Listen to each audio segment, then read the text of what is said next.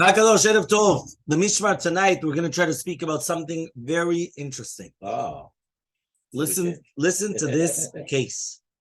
Somebody comes and he asks a question, and we want to think, what would we do in such a scenario? And the question goes as follows.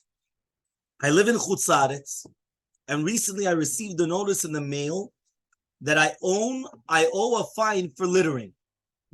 Okay, after investigating, I determined what really happened. A Jewish neighbor had placed his garbage in the public thoroughfare, and when the police sifted through the garbage in order to determine who was the offender, they found a letter that had my name. However, though, it was a letter that I gave to my neighbor, and he was the offender. Meaning I went and I wrote to him on a card or whatever it is, and they come and they look through the garbage, they found my name, so they give me the fine. But really, who was it? It was my neighbor. But now he's Jewish. moisture. So if I just tell the police, right, that I'm not the culprit, they're not going to free me from paying the fine. However, if I reveal to the police the identity of the real culprit, they will free me from the fine, and they will give him the fine. Am I allowed to reveal the correct information to the police? Or am I a moser, which is an informer, because I will cause a fellow Jew to pay a fine? And if I'm a moser, will I be liable for my neighbor's loss? Perhaps maybe I should just pay the fine and then force the neighbor to go to Badin to reimburse for my loss. What do you guys say? Okay. The answer, the first point that we wish to clarify is that the government has the right to impose fines under the rule of Dina de Malchuta Dina, which means the government have the rights to impose the fines, and they are valid. And Torah law obligates Jews to abide by them. So even though there are various opinions exactly which laws are included in the rule of Dina de Malchuta Dina, all poskim agree the rules concerning public thoroughfare, right, and fines are imposed, right, on violators of the rules are included, since public areas certainly fall under public jurisdiction. Thus, under Torah law, one is not allowed to litter in public property, and if one receives a fine, he owes this money to the government according to Torah law. So the first law is that you, one second. The first law is that if it's a public thoroughfare, they have the rights to give you a fine, and you're obligated to pay the fine. Mitzad the Torah. One second, obviously, but 1 second. That you're obligated to pay the fine, mitzad the Torah. The second point that we have to clarify is, if a Jew is a moser in a prohibited manner, a moser means that he gives over another Jew in a prohibited manner, he will often be liable for the damage he causes to the fellow Jew, since the Gemara Baba Kama includes a moser in its lists of acts of damage. So for example, let's say I come and I give over my friend in a prohibited manner, meaning I wasn't allowed to snitch on him. And I came and I snitched on him. And because I came and I snitched on him, what happened was now he got a fine of $1,000, or he now had to do some, whether it's permits, whether it's whatever it is. And now, you know what happens now? Says the Gemara Mefureshet, and this is the way that we paskin, you, meaning the moser, if you did it in a prohibited way, you are obligated to pay for that. And if you don't pay for that, you're a ganav, you're a thief. Yeah. Which means you would have to actually come back. So that's... Can the guy get it based in? Well, one second. Turning to your second question, in your case, there are two reasons you will not owe any money to your neighbor if he is fined on account of your informing of the police of his identity, even if your action is improper. So listen 1 second. Meaning, even if really you shouldn't have come and given over your friend, if you do give over your friend in this case, you will actually be exempt of paying anything to your friend. Why? One is the ruling of the Ramah. The Ramah says that if a Gentile sues a Jew A in court, and Jew B is the sole witness against A. Did you understand the case? One more time. A non-Jew is suing a Jew. Now, a non-Jew is not going to Bet Din, right? He's going to secular court. The only witness in the case is Jew B, is another Jew. Like, you cannot testify. Right? So even though B is not allowed under Torah law to testify in court, because under Jewish law, one witness is insufficient. If he does so, and A then has to pay the Gentile plaintiff, B is not liable if his testimony was true. He's not liable. Why? The reason why is because A was only forced to pay what he actually owes.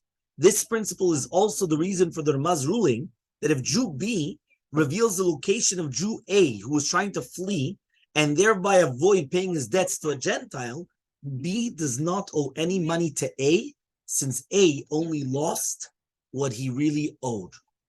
Meaning, if he doesn't owe anything, right, and now you're causing him to owe something, that's something different.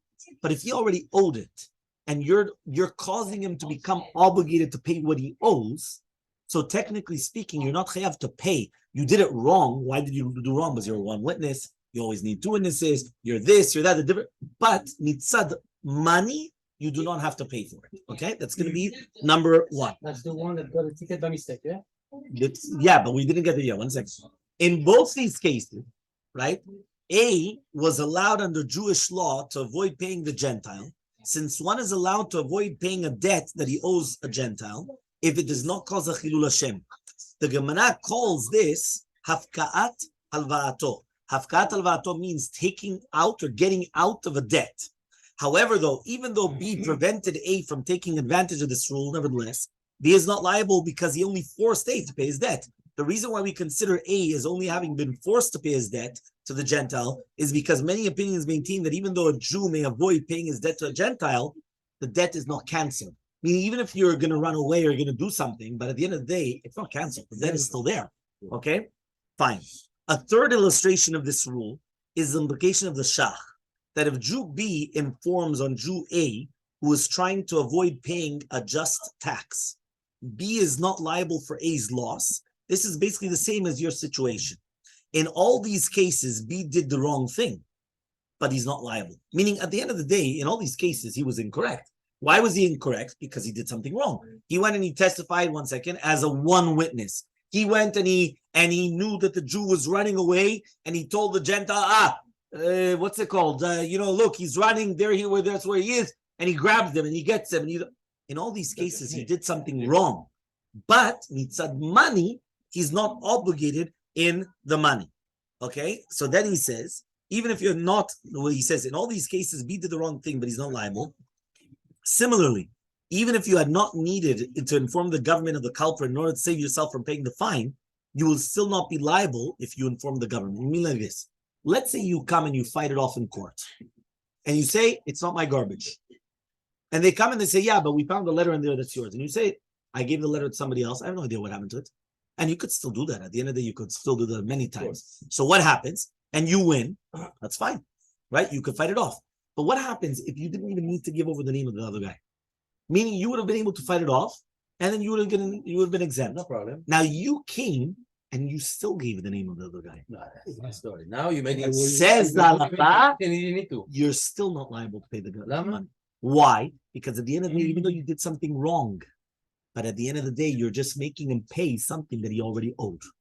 Okay? No, that's one reason you do not owe any money if you inform on your neighbor is that you will only cause your neighbor to pay what he really owes. Okay, that's what we're saying until now. Okay, 1 second. Second reason is that the Rishonim dispute, and both of these opinions are brought down in the Ramah in Choshen Mishpat, whether A, who informs, is on, right? Who informs on B is liable for B's loss if he informed in order to avoid his own loss, even if he was definitely not allowed to inform, and he caused B a larger than justified loss. This applies to your situation because the only reason for your informing is to avoid your own loss. Meaning here it's also a little bit different. In the other cases that we were speaking about, this guy was a moser, really no reason. What does that mean, really no reason? Right? You found out that one of the Jew is running away from the Gentile. He owes money. Do you lose anything? No. If right now that you didn't lose anything. So here, technically speaking, you're going to say, listen, you get a slap in the face. What are you trying to do? But still, you're going to be patur. Or that here, though, when you're coming and you're doing this, you're saving yourself from a loss. It's not that just stam. You're just by the way, or I'm going to come and testify against another Jew and so on. For two reasons, you will not be liable for your neighbor's fine, even if you're not allowed to inform. However, though, we will now answer your first question by proving that you're actually allowed to inform the police that your neighbor is the true culprit. Meaning, before we were trying to say, listen, really bad, it's a sur to inform. You're not allowed to be a moser. But are you obligated to pay or not? We brought down the different reasons. You're not obligated to pay. For many different reasons. Whether it's because of the Ramah, to do with that you're the only witness against the goy and still you're going to be patur, whether it's going to be because of the Ramah, that you went and you informed the Gentile that the other Jew is running away not to pay the debt, and now he's able, and you're still not obligated to pay, whether it's the other case that you're trying to save yourself from a lot, basically you're not obligated to pay. But we always thought that it's wrong that you're informing. Okay, very good. Chazak baruch. Now next part. Are you allowed to inform? Says, I think you're going to be allowed to be informed. Why? The reason you're allowed to inform on your neighbor is because of a combination of two factors. One, that you are only informing the authorities of your neighbor's identity in order to prevent your own loss. Meaning, to be moser for no reason, that's a moser. Right? You're being moser for no reason, that's a moser. You're a snitch. What is a snitch? But for example, sometimes it happens in class. The Rabbi comes and he sees that Mordechai went and he said something, right? And really, Be'emet, who was it? It was Jerry. It wasn't Tom. It was Jerry, right? So what happens? So all of a sudden, can Mordechai now come and say, listen, it wasn't me. It was the other guy. Or does Mordechai just need to take the slap? Right? Because I come and he's going to detention, punishment, this, that. Grade lowered? Grade lowered, everything. Yeah? Can he do that or no? So here, this is not just stam that Mordechai comes and he says, right, that, this guy came and he did something. No. He's trying to save himself. It's a little bit different. So now he comes and he says, and two, your neighbor will only be forced to pay what he really owes. Meaning, there's going to be a big difference between that if he has to pay extra, or he only has to pay what Bemet he actually owes. So he comes and he says like this, one source for this ruling is the responsible of a Chacham Tzvi. Listen to this situation. Chacham Tzvi, right? So the Chacham Tzvi comes and he says, Jew A and B independently sold horses to a local Gentile ruler. Two Jews, Jew A and Jew B. They both sell their horses to a goy, a Jewish ruler, a non-Jewish ruler, a Gentile ruler. Among the horses that B sold the ruler, right, was one that was defective. So Jew B sold the defective horse to the ruler. When the ruler discovered the defect, he incorrectly assumed that A was the one that sold him the defective horse and gave him back the defective horse. And he deducted its value from the money he owed to A. So imagine right now, let's say I was the A, right? And then you had John Doe, which was B. We both sell the ruler everything, right? The horses. I sell him 10, he sells him 10.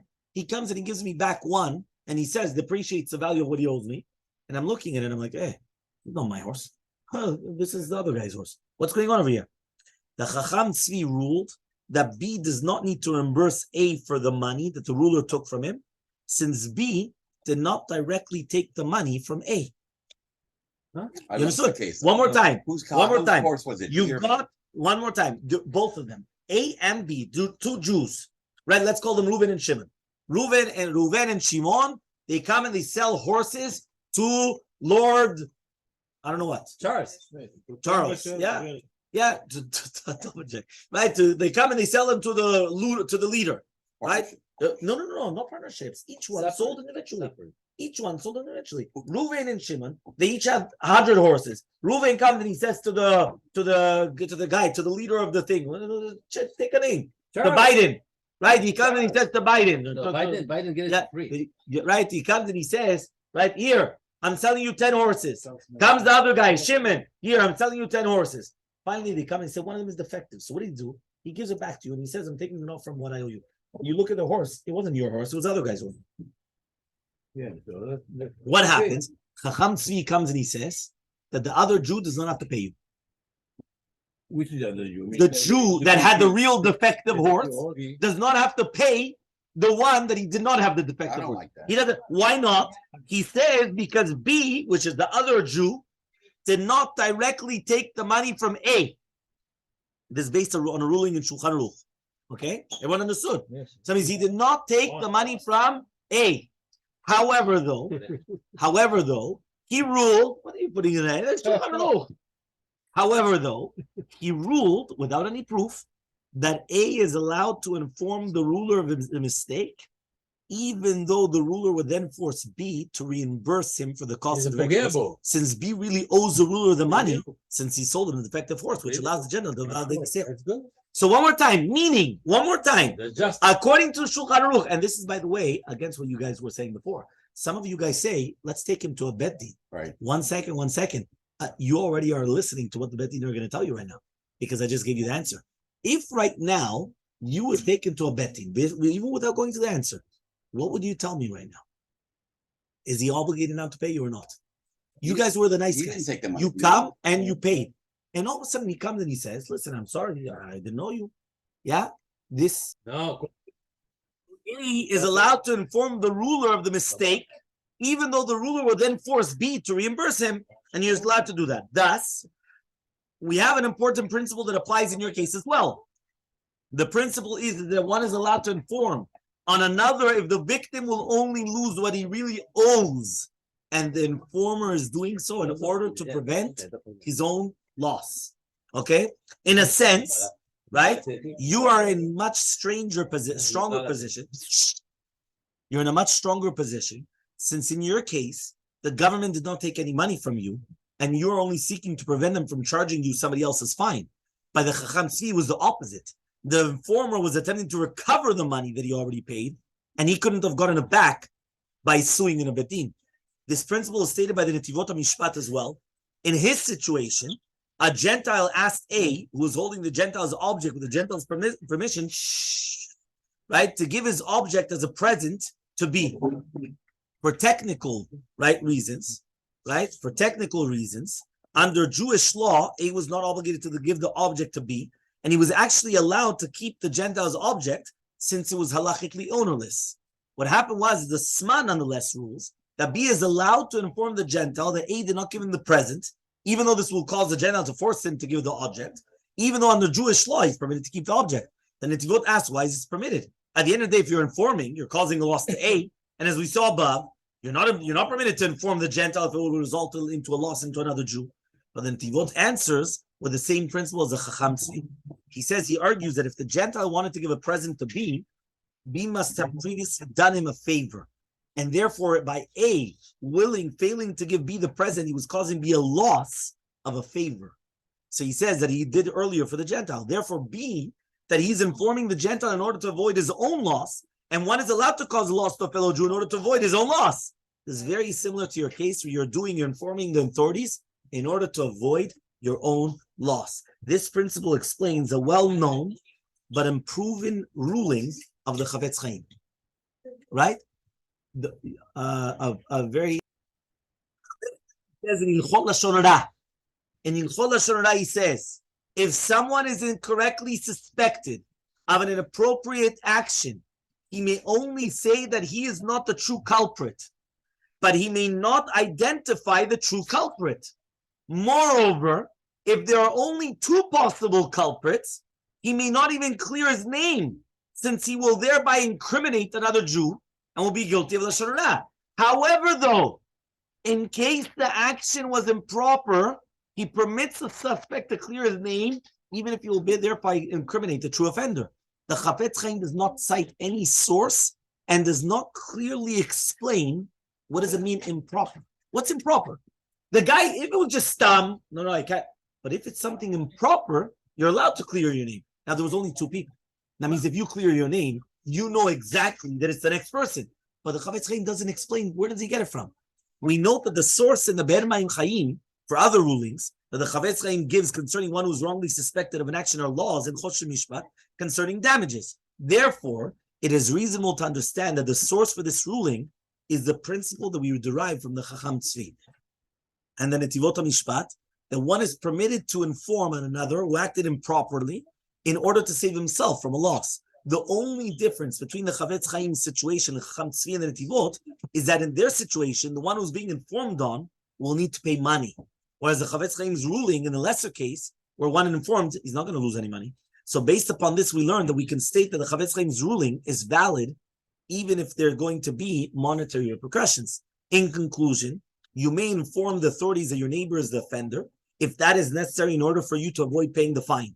Which means like this: if you could get out of it without informing, so then obviously that's what you're supposed to do. But if you cannot get out of it without informing, you're allowed to. We note that if you pay the fine and then you see your neighbor in a betin will not force your neighbor to reimburse you. Right. Because that was the Mishnah, the Shulchan Aruch that we mentioned. So therefore, don't come and think you're a smart guy. I'm going to pay it and I'm going to take him to betin. Or I'm going to pay it, I'm going to put him a note. He's going to tell you, thank you very much for doing me a favor. Do me a favor.